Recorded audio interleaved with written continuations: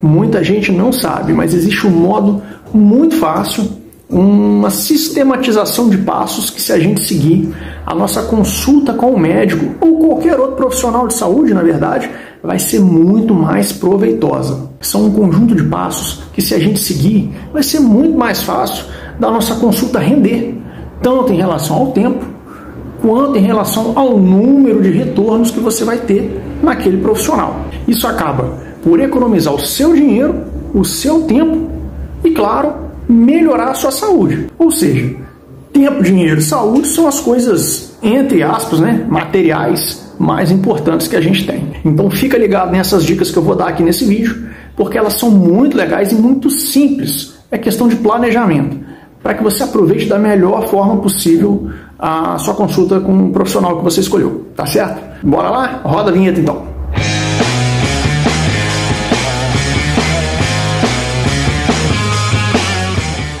Bom, primeiramente você tem que ter o seu médico de confiança, aquele médico que conhece as doenças que você tem e os remédios que você toma, aquele médico que você tem confiança para contar tudo o que você quiser. Se você tiver que tratar cada doença que você tem com um médico especialista diferente, você vai gastar mais tempo indo em várias consultas e mais dinheiro pagando várias consultas diferentes. Por isso eu sempre insisto que é interessante que você tenha o seu clínico geral ou médico de família da sua confiança, porque esse médico vai coordenar o tratamento de todas as doenças que você tem. E se você tiver algum problema de saúde de maior complexidade e que exija a presença do especialista, ele mesmo vai fazer esse encaminhamento para você. Em segundo lugar, não se atrase para a consulta. O tempo da consulta já é limitado, principalmente quando se trata de planos de saúde. E se você se atrasar, vai ser menos tempo que você vai ter para falar sobre você e a sua queixa. Em terceiro lugar, vá com uma roupa confortável e fácil de retirar. Muitas vezes, na hora de te examinar, o médico vai te colocar numa posição desconfortável, que pode ser abaixado, deitado, ou mesmo pedir para levantar alguma peça de roupa, como por exemplo a camisa, para poder auscultar o seu pulmão, ou então pedir para levantar a calça, para poder ver alguma varize na sua perna. Se o médico quiser ver a sua barriga, por exemplo, e você tiver com vestido, você precisaria levantar todo o vestido. Isso seria desconfortável para você. Portanto, vá com uma roupa fácil de ser retirada, de modo que o médico consiga examinar com facilidade a região onde você tiver uma queixa. O item 4 eu acabei apagando, esqueci de mudar, enfim, caguei, vamos pro 5. Anote suas dúvidas e medos, ou seja, muitas vezes você vai chegar na consulta com várias dúvidas e medos em relação à sua doença e ao tratamento. Por isso, enumere esses itens numa lista, seja no papel ou no celular,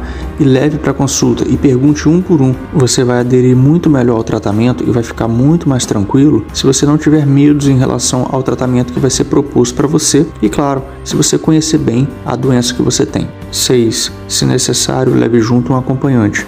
Obviamente porque duas cabeças pensam melhor do que uma. Então, se você acha que vai ter dúvidas na hora de compreender alguma explicação ou o tratamento proposto para você, ou mesmo se você tem algum parente da área da saúde e acha que ele vai te ajudar a entender a explicação que o médico vai dar, vale muito a pena ele ir com você. Quanto mais você compreender o que foi explicado para você, melhor vai ser a sua adesão ao tratamento. Você vai tomar os remédios de uma maneira mais adequada e vai seguir à risca as recomendações. E logo, os seus resultados no tratamento serão melhores. Na recepção, tenha sempre em mãos os seus documentos pessoais e a carteirinha do plano de saúde, se for o caso. Eles sempre serão solicitados para abrir o seu prontuário, então não deixe de levar. Aproveite para tirar dúvidas em relação ao pagamento antes de se consultar. Veja se aceita cartão de crédito, se divide no cartão, se aceita cheque, se aceita o plano de saúde que você tem. Enfim, se programe financeiramente para isso. É importante que você tenha em mente que a consulta é o primeiro valor que você vai pagar. Ainda tem os medicamentos, ainda tem os exames. Quando somado tudo, pode ser que fique inviável continuar o acompanhamento com aquele profissional. Então de nada adianta você começar o tratamento com esse profissional e parar na metade, porque você vai perder dinheiro. Você não vai ter o resultado que você poderia ter. E durante a consulta, se você tiver mais de uma queixa, organize elas por prioridade. Ou seja, começa da mais importante para menos importante, aquela que te incomoda mais em direção àquela que te incomoda menos. Assim a gente vai poder ter uma ordem para resolver as coisas, porque muitas vezes a gente não pode resolver tudo de uma vez só. O que nos leva ao segundo ponto, que é não tentar resolver sua vida em uma consulta só. Muitas vezes o médico prescreve um tratamento e precisa que você retorne algum tempo depois para ver se esse tratamento realmente funcionou. Outras vezes, o diagnóstico é difícil de ser fechado em uma consulta só e precisa de algumas consultas e vários exames e várias perguntas e respostas até que consiga se chegar num diagnóstico correto. Por isso não adianta metralhar o médico com várias queixas diferentes, querendo que tudo se resolva na mesma consulta, ou então um remédio milagroso que resolva todos os seus problemas, ou então que o tratamento faça o efeito desejado em uma semana. Essas coisas dificilmente acontecem.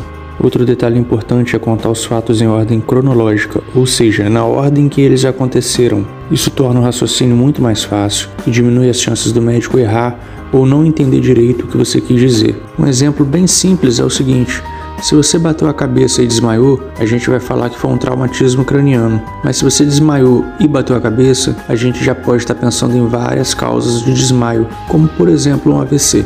Por isso a ordem dos acontecimentos é muito importante. Vale a pena deixar claro o que aconteceu primeiro e o que aconteceu depois. Também é importante que você seja sucinto, que você seja direto. Por exemplo, muita gente começa a falar assim: doutor, eu fui na casa da minha sogra comer um churrasco, né? Mas foi o meu cunhado que fez. E o meu cunhado não sabe fazer churrasco. Aí ele compra uns temperos vagabundos lá na feira e esses temperos me dão gastrite, né? Porque ele também não sabe fazer churrasco direito, não. Ele é muito gente boa.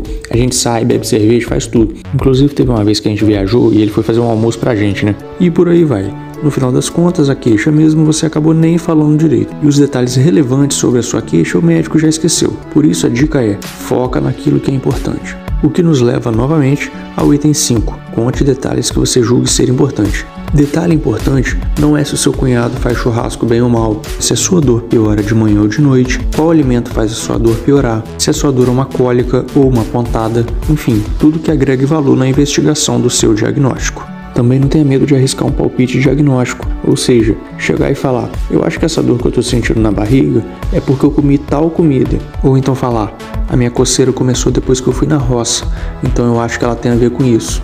Acredite, muitas vezes você mesmo vai matar a charada. Diga o nome e a posologia de todos os remédios que você usa.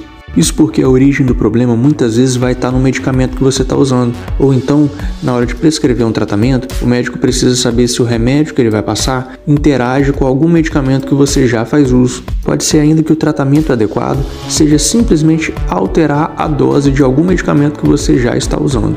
Por isso é importante que você tenha anotado, seja no papel ou no celular, o nome dos remédios que você usa, a miligrama e o modo como você usa, se é uma vez ao dia, 2 vezes ao dia. Enfim, a gente não vai conseguir adivinhar o comprimido que você toma pelo tamanho ou pela cor, por isso é importante que você saiba o nome dele. 8. Diga seus problemas de saúde e as alergias que possui. É muito importante que você diga o nome dos problemas de saúde que você tem. Por exemplo, muitas pessoas chegam e dizem que tem arritmia. Mas qual arritmia? Existem várias, com vários tratamentos diferentes. Outra situação comum é quando a pessoa diz que tem tireoide. Mas qual o problema na tireoide? A gente sabe que é muita coisa para gravar, é muito nome difícil, por isso eu insisto na questão de anotar. Pede para o seu médico mesmo anotar o nome do problema que você tem. Carrega esse papel com você. Acredite, saber dessas informações pode salvar sua vida. 9. Mostre seus exames antigos. Exames antigos não necessariamente é um exame muito antigo, de 9, 10 anos atrás. Mas, por exemplo, se você for ao cardiologista, leva o último eletrocardiograma que você fez. Se você for ao ortopedista, leva o último exame da coluna ou do joelho que você fez. Mesmo que esses exames já tenham 2, 3, 4 anos. Isso vai ajudar o cardiologista a entender se o problema cardíaco que você tem é novo ou antigo. E no caso do ortopedista, vai ajudar ele a entender a evolução da sua artrose ou do seu problema articular. Enfim, levar o seu exame antigo permite que o médico compare o seu exame novo, que ele ainda vai pedir, com o que você já tem. E isso ajuda bastante na hora de tomar a conduta. 10. Evite bater papo. Isso porque o profissional está em horário de trabalho e tem uma agenda para cumprir, com horários definidos e muitas vezes apertados. É claro que a gente faz isso para tentar ser gente boa, com uma boa intenção, mas pode fazer a pessoa se enrolar toda no trabalho dela. Sem contar que, se imagine na seguinte situação: você tem um compromisso depois da consulta, está na sala de espera e tem um paciente dentro do consultório batendo papo. e ele não sai por nada e fica conversando, isso certamente vai atrasar a sua vida também. E aqui algumas dicas extras, são luxinhos, nada obrigatório, mas é interessante, se você quiser ser mais cuidadoso, que você siga essas regras. A primeira é saber o seu tipo sanguíneo, isso pode te salvar tanto no momento de um acidente, quanto adiantar a sua vida no momento de fazer uma cirurgia, por exemplo. A segunda é se você tiver restrições religiosas, comunique com seu médico. A situação mais comum é uma testemunha de Jeová que não pode receber transfusão sanguínea por razões religiosas. Ou se você for vegetariano ou vegano, é sempre interessante deixar isso claro antes de iniciar o tratamento. E por último, tire dúvidas em relação ao orçamento. Conversa com seu médico o valor do tratamento que ele está te passando. Pode ser que por estar em um tratamento no SUS, ele te passe um medicamento mais barato, quando na verdade você pode pagar por um tratamento um pouco mais caro, mas que faz mais efeito. E o contrário também acontece. Às vezes você está no consultório particular e o médico te passa um remédio caríssimo. E não tenha vergonha de virar e falar: doutor, você pode passar um medicamento mais em conta para esse mesmo problema? Isso é possível? Enfim, se abra em relação à sua condição financeira, porque isso é fundamental para a adesão ao tratamento. 4. Pesquise sobre doenças genéticas e o histórico de câncer da sua família. Muitas condições possuem predisposição genética. Pressão alta, diabetes, colesterol alto, hipotireoidismo. Todas essas, por exemplo, são doenças comuns do dia a dia e que possuem uma certa tendência genética. O câncer então nem se fala. Em grande parte deles, a origem principal é genética. Então o médico vai te perguntar isso. E se você souber as doenças prevalentes na sua família, o diagnóstico pode sair muito mais rápido. E quando a gente fala de câncer, isso é essencial. Um diagnóstico precoce salva a sua vida. 5. Não omita sobre o uso de drogas ou comportamento promíscuo. São informações que muitas vezes a gente omite porque fica um pouco envergonhado de contar. E aí entra a importância daquele primeiro item lá atrás, de ter o seu médico de confiança, aquele que você pode falar tudo. É importante não omitir esse tipo de coisa porque as doenças sexualmente transmissíveis, elas podem muitas vezes dar sintomas leves, por exemplo, uma mancha na pele apenas, ou mesmo uma dor de cabeça chata que não passa por nada, e o médico jamais vai desconfiar do diagnóstico verdadeiro se você omitir essa informação. E informar o uso de drogas ilícitas tem uma importância especial no pronto-socorro.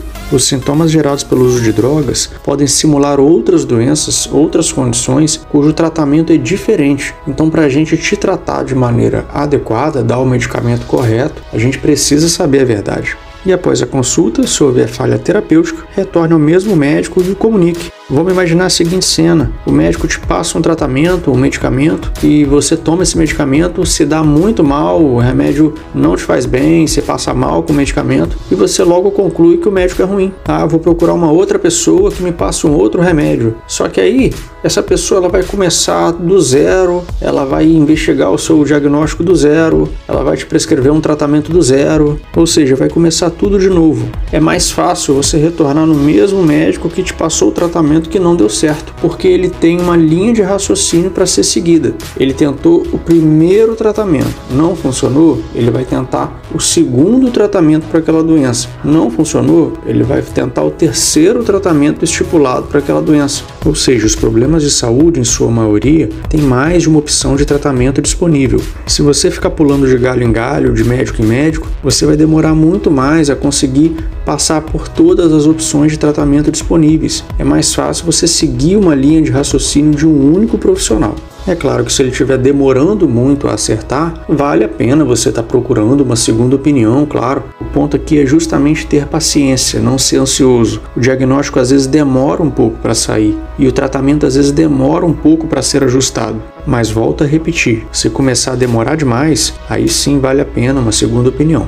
E por último, em caso de algum efeito adverso, dirija-se a um hospital. Eu estou falando isso porque muitas vezes a pessoa tem um contato do médico e aí ela sente algum efeito colateral ruim da medicação, ou a pessoa passa por algum procedimento estético ou cirúrgico e a pele no dia seguinte ou 2 dias depois começa a ficar escura ou manchada. E a pessoa fica em casa mandando mensagem para o WhatsApp, ou do médico ou da clínica, mandando foto, falando: olha só o que aconteceu comigo, o que eu faço? Só que às vezes é domingo, às vezes o médico não atende todo dia no consultório, você vai ter que esperar 2 dias, 3 dias, às vezes só na semana que vem, para ele poder ver o que aconteceu com você. ponto aqui tá certíssimo, você tem que comunicar a quem fez o procedimento se aconteceu alguma complicação, para que a pessoa possa resolver. Então não deixe de mandar mensagem avisando que você teve um problema com aquele medicamento ou com aquele procedimento. Mas, entretanto, todavia, não fique em casa parado, esperando a clínica abrir para você ir lá mostrar para o médico. Vá imediatamente no pronto-socorro, porque se for um problema maior, se, por exemplo, tiver ocorrido uma trombose, por exemplo, você precisa começar o tratamento imediatamente, não dá para esperar uma semana. Beleza? Então você vai no pronto-socorro, mostra para o médico plantonista, exclua qualquer problema que possa estar botando sua vida em risco, e aí sim, no dia seguinte ou na semana seguinte, você vai na clínica com calma e mostra para o médico. Bom, é isso, eu espero que você tenha gostado.